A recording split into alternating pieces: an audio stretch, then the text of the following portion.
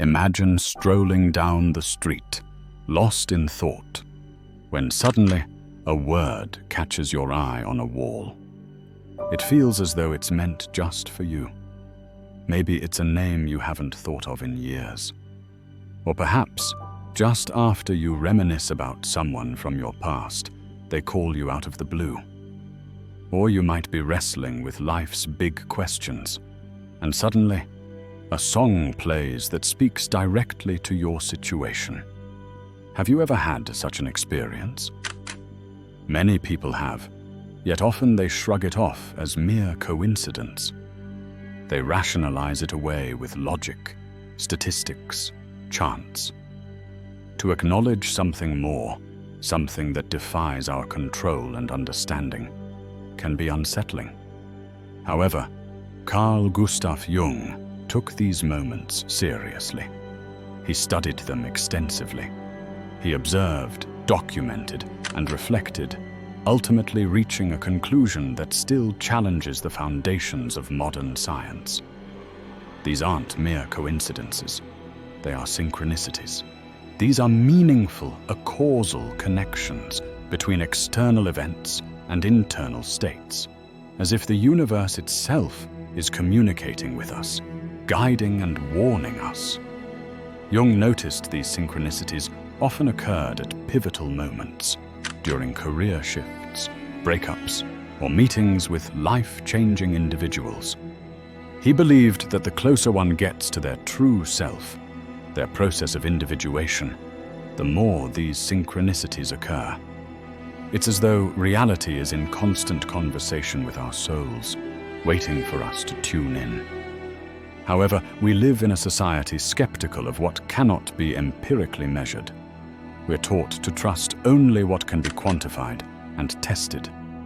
Anything beyond this is dismissed as superstition, magical thinking, or delusion. Thus we learn to ignore our intuition. We overlook the signs, symbols, and dreams. We label as coincidence what, deep down, might be a profound calling. This video invites you to remove the blindfold of excessive rationality and consider a thrilling yet daunting possibility. Life is always trying to communicate with us, but it whispers, and we must learn to listen. If you've ever felt that some coincidences were too significant to ignore, if you've sensed that the universe was orchestrating something, or if you're watching this video and wondering why you clicked on it, maybe it's not coincidental. Jung believed that synchronicity is a profound, beautiful manifestation of the collective unconscious, a hidden network connecting everything. And perhaps, just perhaps, your presence here, listening to these words, is your first step toward answering life's call. Because it is indeed calling. Will you respond? Carl Jung was no ordinary thinker. He wasn't content with understanding humanity through mere Cartesian logic or neuroscience. Jung explored areas that traditional psychology often avoided: dreams, symbols, mythology, alchemy, religion, and the vast realms of the unconscious. In these explorations, he encountered phenomena that couldn't be explained by the scientific standards of his time, or even today: synchronicities. Unlike causality, where every effect has a direct cause, synchronicities break this chain. Jung proposed that certain events occur in tandem with internal psychic states without a direct causal link. Yet these events carry significant personal meaning. It's as if the inner and outer worlds momentarily align to deliver a message, a code, a call. Jung described these as meaningful, causal events. He wasn't endorsing superstition or magic. He spoke from his observations in clinical practice. For example, consider the case of a skeptical patient discussing a dream about a golden scarab, a transformation symbol in Egyptian mythology. As she spoke, a noise at the window caught their attention. Jung opened it to find a real scarab beetle. a rare occurrence for the region, pressing against the glass. The timing and relevance of this event helped the patient break through an emotional barrier, embracing the therapeutic process. For Jung, this was a clear instance of synchronicity in action. The mechanistic worldview, inherited from the Enlightenment, with its emphasis on predictability and control, struggles to accommodate such phenomena. Synchronicities are unique, symbolic, and deeply subjective. They can't be replicated in a lab, but they can transform lives. Jung saw synchronicities as more than psychological curiosities. They are expressions of a deeper reality, linking mind, matter, time, and space. Influenced by discussions with physicist Wolfgang Pauli, a pioneer of quantum mechanics, Jung considered that the universe might be composed not just of matter, but of meaning. This revolutionary idea suggests that human beings are not mere observers, but participants in a dynamic, interconnected system where external events might reflect internal states, and the universe might indeed respond to the individual psyche. Jung didn't advocate for a new religion or for blind faith in synchronicities. He encouraged observation, perception, and feeling. He challenged us to consider the possibility of a deeper intelligence at work behind the scenes of reality. What troubles modern science most is the notion that not everything can or should be explained rationally. Some experiences are meant to be lived, not dissected. Synchronicities offer a direct encounter with mystery, a glimpse of something greater, a chance to sense that life is leading us somewhere, even if we don't know where. But when do these signs appear? How can we tell if we're experiencing a synchronicity or just an ordinary coincidence? Jung noticed that synchronicities tend to increase during times of personal transformation. As we approach a new phase in life, meet someone who will alter our path, or rediscover forgotten aspects of ourselves, these meaningful coincidences seem to multiply. They don't provide clear instructions, but signal that there's something important for us to notice. Now, a quick note. You can support our work by becoming a channel member, unlocking exclusive benefits. Thank you for your support, and we'll continue to bring you insightful content. In life, there are moments when everything feels on the brink of change. You might sense an impending shift. What once made sense now feels hollow. Stable jobs become stifling. Secure relationships wobble. Deep down, you feel a push out of your comfort zone, even if you're unsure of the destination. It's in these moments that synchronicities emerge strongly, like beacons on a dark path, hinting at something to be discovered. Jung observed that these significant coincidences tend to cluster during transitional periods, signaling the dawn of a new life chapter, the arrival of influential people, or the awakening of dormant parts of ourselves. These transitions often come without warning, but life sends signals, not blatantly, but symbolically. A dropped book, a recurring animal, a number seen repeatedly, a phrase from a stranger that echoes your thoughts. These are the ways the collective unconscious, the deep psychic layer shared by all humanity, communicates with the external world. It doesn't use logic, but speaks through symbols, images, impulses, and seemingly impossible coincidences. Consider someone deep in crisis, feeling lost. One day they impulsively visit a bookstore they've never entered before. Inside, they're drawn to a random book. Opening it, they find a paragraph that mirrors their emotions perfectly, as if it were written just for them. This isn't magic. It's a moment of readiness to listen, and the universe responds. These instances aren't trivial or random.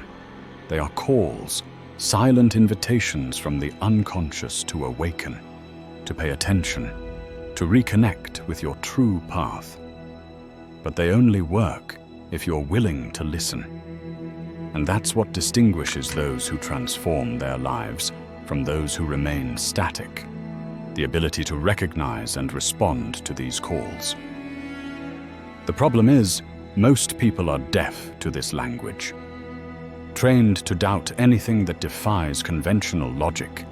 They dismiss these signs as irrelevant. We lose our symbolic sensitivity. We fail to see the world as a reflection of our soul. When this happens, the signs continue, but they go unnoticed. It's like receiving love letters and never opening them. But why do we do this? Why do we disconnect from this natural guidance system that's always trying to steer us? The answer lies in social conditioning.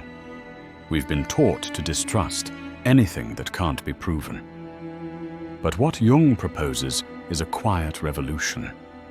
He invites us to trust in something deeper than reason, to believe that the universe, the unconscious, life, whatever you choose to call it, is always communicating with us. And when we respond to this communication, extraordinary things happen. So how do we do this in practice?